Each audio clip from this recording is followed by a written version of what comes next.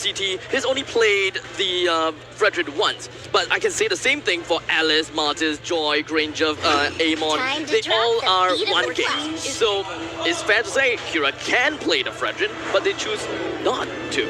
I think Kira is confident in his capabilities to play around it, right? Again, their bigger priority is the fact that they've already banned out the Dig. You might as well take the Minotaur now and start affecting them here and make that impact in that first phase, and then force Blacklist International to try and answer them in the second part, which they have an advantage in because they get first pick in the second phase. Yeah, and now without the Kaja and the Franco, the Joy was a pretty open pick for Blacklist International, especially after FIMP not even bothering to take it. They took out Arlott and Minotaur. Understandably so, but that means that Edward will once again have a great time in this game. And you can understand now, whoa, okay, that's a Herod pickup. Hey, this Toadop did this too, game 2 anyways, or game 3 actually. Fireflux Impunity, right. The reason I believe they went for the Minotaur and the Arlott now, it's very, very understandable. They want to just deny all the picks coming in from Venus, and I honestly expect some more bans to Venus, or they might just go show some respect over to the gold lane. Owl, especially after pick up the Herith here, maybe they want to just lock down some of the heroes that can actually escape from the Herith. It's always a difficult game. Going up against Blacklist, especially when Edward Joy is playing it, without any kind of lockdown, how do you answer this? Do you go back to something like a Esmeralda? But I mean, you don't have access to it because you already picked up the Arlott. So. That's the thing, right? When you're looking at the way, when you're looking at possible outs here, I think Blacklist International probably going to stick to what they already know, right?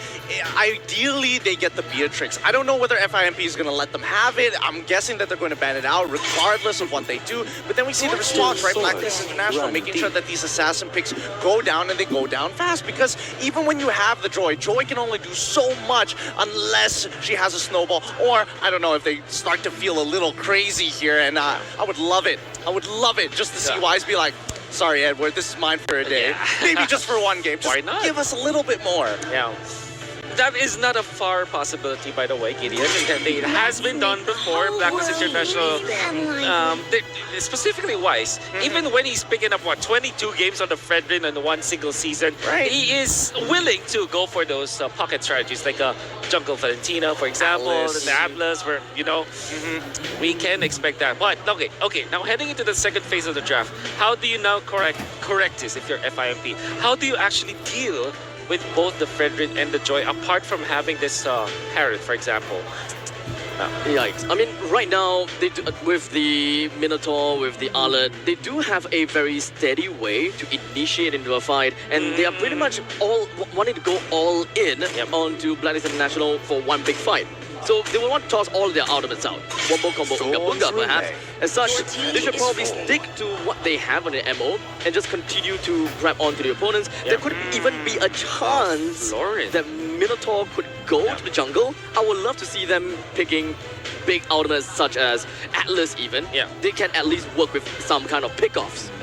Alright, so right now, for Fireflux Impunity, they banned out 4. And they've picked 1 Minotaur, right? So technically 5 denied picks away from Venus. But my concern right now is, again, they left the Lancelot open. This usually sets up, especially now, I am even more of a believer in the Granger. Usually, well, NM4, remember, well, they need some more physical damage. There's no way they're going to be relying on the Arlott solely to deal damage here in this game. And the fact that, again, they completely disregarded, they completely ignored the Lancelot, that to a lot of people is the answer to the Fredrin. It shows me that they want to go for something bold. Exactly, the Granger. They ignored it. They didn't want to pick it, Fireflux. Wait, what's left for Venus? Only the Lolita. That's all I can think of. Is there anything else that they pick, especially after the Farum is the night pick? I think they are forcing Blacklist to pick a Lolita. Maybe that's why they are picking a Harif for themselves. I suppose, because there is the angle where it's like, yeah, Blacklist International are going to play like team fight, but they also have the aspect of, hey, Edward, you can start pushing into the side lanes with this Joy and generally win your 1v1s, no problem, but how are you going to disengage? So the Lolita gets picked, we expected to see the Beatrix, and now we bounce back over to FIMP. Blacklist International's owl is actually not a real owl. Oh, wait, really? Really? Yeah. Wait, I thought he was an owl. I thought he was an owl too. I thought he was on the set of Alien Invasion. Oh, wow. That was the most interesting stat we saw today. But here's another interesting fact. There could be the potential of an... Swing! Oh, well, Fanny! I would have said Not bad. Hayabusa, but man, they just flip it up. It's gonna be the Fanny, and everybody's happy about this. Are you guys happy about this last pick, Yes. though? Of I course. like it. Of course. Whenever Okay. you talk about assassins, there are two that come to mind, highly mechanical ones. Lancelot and as well as Fanny. Some may say even the Ling before it even came out. But at the end of the day, they needed damage, and this is a great source. When I spoke to Incendio Supremacy at M4, back Okay. then they were called Incendio Supremacy. Yeah, okay. They said they were just capped by their mechanics. Macro-wise, they can think, just like the C teams. Okay, so okay, now, okay. they're saying the Fireflux immunity is better than Incendio Supremacy, so maybe this is one of the ways to prove to the world that mechanically, maybe now they are on par as well. Well, we don't have to wait any longer. It's game number 2 for sure. Blacklist International going up against FIMP, and the Fanny was picked up. Abstract. Now, you have to take it away. As we move on in Land of Dawn, approaching game number 2. Blacklist International versus FIMP as the creeps marches right out. To Mobile Legends. All right, Gideon, I have a simple question here, right? A lot of people have been able to make this Fanny work against Blacklist, but how do they make it work? Most of the time when we start thinking about Fanny, right, we're talking about that early game pressure. We're trying to look for ways to kind of set up dives. So we have to start thinking about strong and weak-sided lanes. And in this particular case, it's going to be down on the bottom side of the map. But that's why Blacklist are sending Oh My Venus to make sure that Sunshine doesn't find that early aggression, doesn't find that early trade, and forces him back. The response for FIMP, send Apex back down. So ultimately, what Blacklist International wants to have is a 2 versus 2 in the bottom lane and forces Apex 47 to, not give that much of a vision. Technically speaking, Fanny, once he's pretty much got his purple buff, he can pretty much zoom everywhere, and if FIMP doesn't really quite have that kind of understanding, it will not be that good. Okay, that's a lot of damage placed onto Kura. Man, didn't expect kills. that burst coming in, but Kura seems like he is comfortable on the Fanny. That is one of the concerns for a lot of people playing the Fanny on stage. Will you be able to make these mechanics, these cables work? I mean, even if he's not getting these kills, right, at the end of the day, he is influencing. They're going in again with the cables. Wise gonna be targeted down. Doesn't have the Appraiser's Wrath just yet, but now finds the stacks. The Appraiser's Wrath will be ready for him as Alien jumps in once again. Just there. Oh, the flicker from Alien, and he's gonna be able to find first blood. Maybe, just maybe a double kill, but Edward is able to escape. Farflux Impunity, already a very, very different playstyle here. Oh, spicy stuff. I mean, immediately we start seeing the rotations. Immediately we see a potential dive, and Edward, he can't get back in there. Kura, though, under the turret will try to burst your way down, and it's gonna be Kazue, who barely is unable to find the range. I really like the very fact that FIMP, they have got Sunshine and Kazue actually gonna be on the mystery shop. They want to get online a lot earlier. They're probably wanting to look for that snowball potential, riding all of that hope onto Kura. I mean, yes, they are trying to make sure that they scale up as fast as they can, but it's the fact that they also have that Fanny, right? You're not expecting Fanny to do it all by herself. That's right. You need to have a couple of people to walk up. Now, these neutrals is where it's going to get difficult, because keep your eyes on Apex. You could turn these around. All right, that's the on blast charged in Venus, but it seems like Fireflux Impunity, they understand that their composition is built around picking these members off in the early game, utilizing Fanny, so they will just ignore the first neutral objective.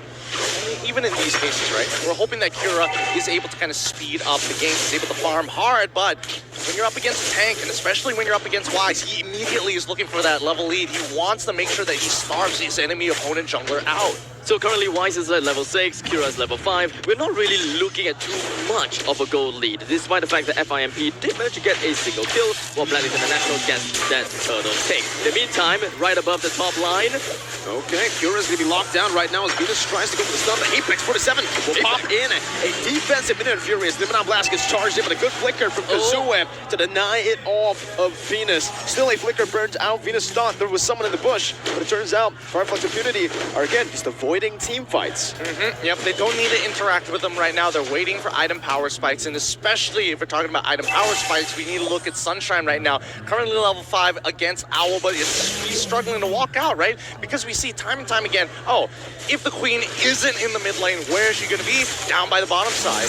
perhaps just running down onto the opponent's jungle will be the best case. Unfortunately, Kira didn't really quite manage to steal the purple buff. Oh, and Aliens can be baited in. Actually, now with the final slash as well. Aliens should fall. And Blacklist International claim an equalizer kill in the 4th minute of the game. They might actually look for an invade even here into the enemy purple buff. But Kazua is able to clear it out. Apex 47 is able to just give vision to Fireflux Impunity. Generally rather passive, and that's supposed to be the way that FIMP is going to be playing this composition. We're expecting Farmers to start stacking for as long as possible until he's able to get that early. I'm guessing he's going to go for the scaling type type item build, probably going Pocket Destinies. If he wants to go for something to stack up a little bit faster, even can go for the Enchanted Talisman. That's generally up to him. He's got the components for it, but now we look at the next upcoming turtle up on that top side, and FIMP, they want to snowball through bottom. What? Blacklist, they've got a read. Oh, good read by Venus, opening up the map once again, but that's going to be the knock-up onto Venus right now. The calls are stolen away. Mid Fury connecting, and Venus should fall here. Sakura, what would the Bruce pass it right now? Sunshine pops his on force. Up top, a trade, a good one for Blacklist International. Again, playing for the objectives. FIMP are very much on the ball. They're constantly trying to get themselves ahead of the action on the side of Blacklist International. However, they are also not paying a lot of attention onto the objective. We've got Blacklist International that got 2 already so far, and bottom lane. Zaman force popped. Sunshine defensive. Defensive, very defensive. Blacklist International pushing the pace right now. So it's going to be actually just ambush here with a forced cold ultra out. Kura's looking for the back line, but it's not going to be able to find you as he dodges away from the cable. He's waiting for it. Oh, he finds the snipe, but it's not enough to take him down as the stun comes through. Kura is able to escape. It should just be Blacklist International with a free siege down below, and yes, it will. Perfect execution. I am just, heavy deep breathing there, deep breathing. I thought that snipe for sure. He was holding it for a long time. He wanted to make sure he was real accurate with that one. But as we explained before, FIMP, they're going to take their time with this. And yes, bottom tier 1, that means that Beatrix is on lock. So now the initiative is on Blacklist International to keep the momentum up. Just like in game number 1, we saw that tier 1 fall, and instantly the lane swap comes after. And Wise, look at him, Psycho Predator, 2 levels up. He's going to keep doing this. It's really unfortunate for the side of Fanny. He doesn't really have the orange buff to pretty much work with, while Wise is just threading within the jungles. Now, they're gonna have to deal with the threat of having a Joy that's proxying in the bottom lane, or perhaps even the Beatrix all the way out the top lane, farming, trying to bring down the first defense turret. Where do they even put all their emphasis on? Well, if I was Blacklist International, I would definitely be going to that top side. But FIMP, they can recognize this. They're like, okay, we saw how this worked out in the last game. Maybe we can just slow down that top side and look to catch somebody off that river, because in about 9 seconds, the next turtle is going to come through. The Blacklist still have to choose one of these objectives. Ooh, wow. Lunar and Fury with a flicker from Yue, trying to just catch Sunshine, but it was a good read. Sunshine playing it again, just defensively. 6 minutes in, now to 7. Blacklist International holding on to that gold lead as Fireflux Impunity look for Prio for the first time ever that they will contest for a neutral objective. Apex 47 now with a Minion Fury Flicker combo! 5 more members! The first is there, the Rat Blast charges in, Venus finds 3! Makura is on the back, just dodging away. Wise now taunting up, disengaging, but Fireflux Impunity, they might have found a way back into the game. You can definitely see the difference of Minoa and Fury's there. Yue, it's clear that he doesn't play Minotaur that often in comparison to Apex, who times that third hit so very well. I thought that FIMP might possibly get a lot more out of the Minoa's Fury. 4 men out, I thought FIMP had the damage, but it makes sense, right? They're still waiting for the perfect time to eventually bring in the action, because their damage is just not quite there. Retry battle right now, and it might just be disastrous for Kura, but that's gonna be Wise who steals it away with a Retribution. They're punishing him. They're using Wise's lead. This is what I talk about when we think about multiple outs, right? For this mid-game right now, Owl, he's going to have the time of his life, but he can't necessarily push the tempo. Wise can, and he's going to keep on starving out Kura for the majority of this game. 2 levels up. You want your purple buff, you're going to have to fight me with your entire team, which is exactly what Blacklist wants, especially when Apex doesn't have his own ult. Well, so pretty much what we're going to be expecting top lane. Lumina Blast and the Menace Rage, a late Cold Ultra from Kazooie, not able to save his roamer. But I do want to talk a little bit about that turret falling in the bottom lane, because that was the reason they started rotating and invading. That's why it's trigger points, right? Trigger points every single time. Blacklist follows a code, people that are trying to break. Yes, it follows the fundamentals, but the adaptation on top of that is what sets them apart from everybody else. Oh, God! Whoa! Solo kill, utilizing the Master Assassin talent emblem. But look at top lane right now. Kazooie trying to bring Wise back with the Shadow Stampede, but Wise will just say, I'll walk and dash towards you. Now with the taunt, having full stacks for the Appraiser's Wrath, gonna go and steal away the orange buff. But down below, Kura will be able to pick up a turret to trade it away. Appraiser's Wrath was used up. Wise truly does not care about the fact that he is in opponent's territory. He's very beefy, and unfortunately, FIMP just doesn't have the damage to work with him. FIMP's damage really shines in the backline. This is the buff freeze, by the way, that Blacklist are doing right now. Oh, it's an early retreat! Oh my! From Kura, and that could be disastrous. Notice how the purple buff of Blacklist is not being touched at all. No way to rotate, and especially with the neutral objective of Lord being on the top side. If anybody tries to go for Wise's purple, there's just no way. They will be spotted out, and there's no way to flank at the same time, right? They're covering all of the ground here. And FIMP, you know, considering everything that's happened, I'm surprised that Blacklist are only 1.6k. FIMP, they've got everything going for them, right? They've got 2 turrets. They've also got a little more kills. This is called the buff freeze. This is what Blacklist like to do up against a Fanny or anyone who is very reliant on the purple buff. They kill up the big purple buff, but leave the small one so it doesn't respawn, and they continuously just invade to the enemy jungle to take the purple buff away. Making sure that you don't have it, especially if you are an assassin that relies on it. Now, looking on that top side, again, Blacklist, it looks like they want them to walk up and fight.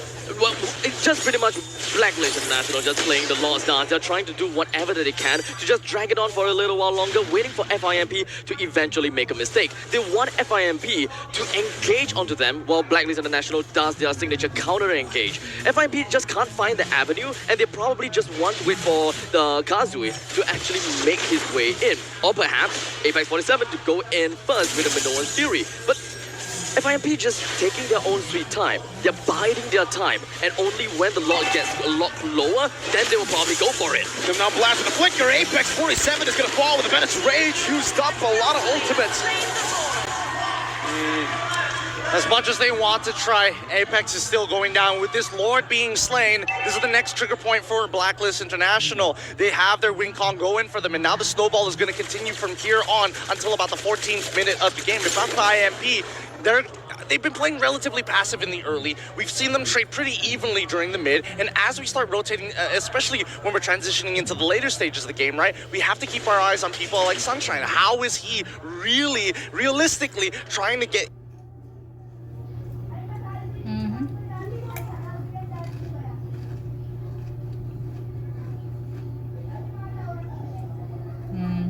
Wala nang turn yan.